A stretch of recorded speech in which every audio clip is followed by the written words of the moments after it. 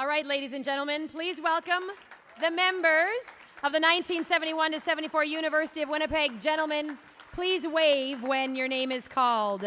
Number 10, Ed Alexiak. Number 7, Charlie Dixon.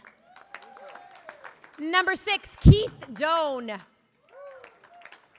Number 11, Gary Girillo. Number 9, Barry Gross.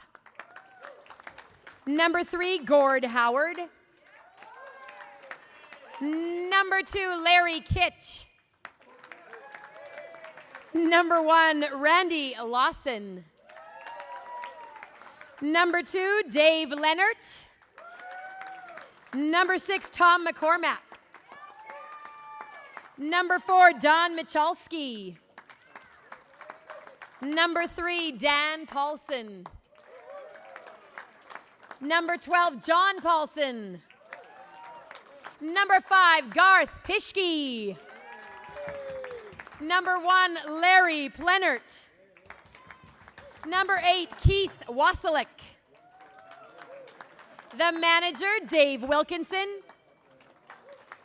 And the coaches, Jerry Ilchyna and Mr. Dennis Nord. It's really thrilling when teams that have enjoyed success over a long period of time to get together for wonderful celebrations like this. But often people who have laid the groundwork for teams aren't here to celebrate with us. Dr. Dave Anderson, 1966, was the athletic director of the United College, soon to be University of Winnipeg. Wezer Bridle was Mr. Volleyball in Manitoba, especially connected to young players in the province, having won 2 consecutive national championships. Dave wanted to make U of W a special place for volleyball, and Weeze knew just what he needed. Dave hired Weeze in 1967.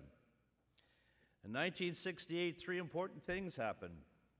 The United College became the University of Winnipeg. The CIAU, as it was known back then, held its first national collegiate volleyball championships in Sackville, New Brunswick. The first national champions came from, as reported in the Sackville Tribune Post, the tiny university on Portage Avenue in Winnipeg. Dr. Dave got his wish, and many more would follow. The collaboration of Dave Anderson and Wezer Bridle, their vision, commitment, their love for the University of Winnipeg and for the game of volleyball set the course not just for us, but for the teams that play at U of W today. John?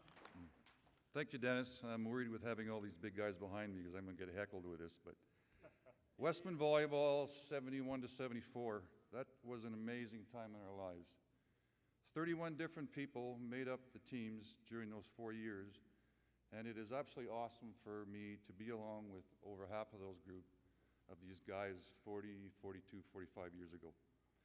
I would like to thank Dennis Nord, a.k.a. Nate, and Ed Alexiak, a.k.a. Fluff, and Rick Brownlee for all their work in contacting the players to help bring our group together.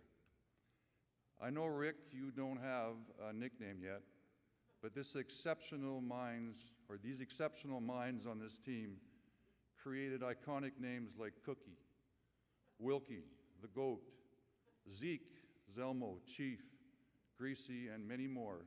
And so I'm sure that they would be more than happy to create a new handle for you before the night's out. In 1960, volleyball in Canada was really in its infancy. I've been asked why the Wesmen program was so successful, especially in a very small university in a city where most Easterners believed was just frozen tundra in the middle of nowhere. I think the answer was, and as Dennis had talked about, that Winnipeg was a hotbed of some very gifted and motivated volleyball minds, and who were also leaders. Our 2 founders, Dave and Wezer, started the Wesmen tradition of success by winning in '69 and only losing the finals in the 1970 championship by 2 points. If they had won the 1970 final, this group of players, first of all, would have been much larger in celebrating 6 straight years of a CIAU championship. This record then began to attract our talented players, coaches to the program, and the teams continued to get stronger. The addition of Jerry Ilchyna, Glen Conly, paired with Dennis Nord, and later Larry Kich, filled the new coaching roles. All these individuals not only taught us how to play and win, but gave us a love for the game and all the fun that surrounded it on and off the court. The Wesmen program that was started in '67, by the time the Olympics arrived in Canada 10 years later, 12 players and 1 coach from this Wesmen team had become representatives of our sport in Canada, and 6 of those people became Olympians. Not bad for some very humble beginnings.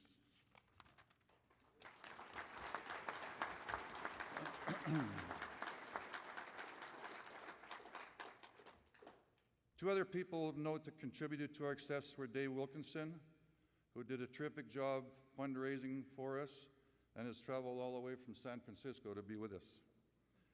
The other person we can't forget either is our favorite referee and self-appointed social director, Ed Taves.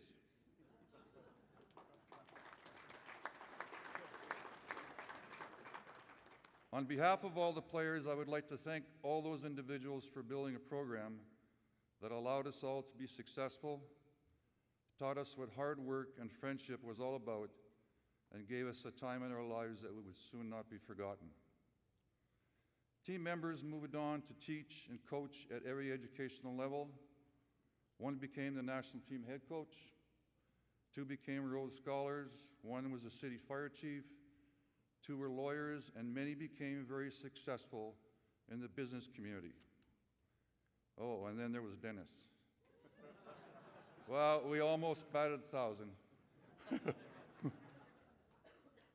The thing that I'm especially proud of is the number of players on our team who gave back to our sport and who taught the wealth of our knowledge and love of the game to future generations. Through these efforts, we contributed greatly to the growth of our sport in Canada. I'm sure some of you watched our men's team compete in Rio 2016. The quality of play and the way they represented our country was absolutely inspiring. A small part of that success can be shared by this group who helped build the stepping stones to get them where they are today. While I was watching the Olympics, one of the things that impressed me was the size and the strength and the physicality of the players. You may think these gentlemen are tall. Not even close. Most of the players at the Olympic Games are playing now are 6'7" and taller. Some are over 7 feet. I think about the size of those players compared to our group today, and to do a relative comparison, I give you the following example. If we took and lined up, if our program, as long as Wilkie funded it, organized a Disneyland reunion, and our 7 smallest players walked in a line into the Disney studio, everyone would believe we were there to shoot a remake of Snow White.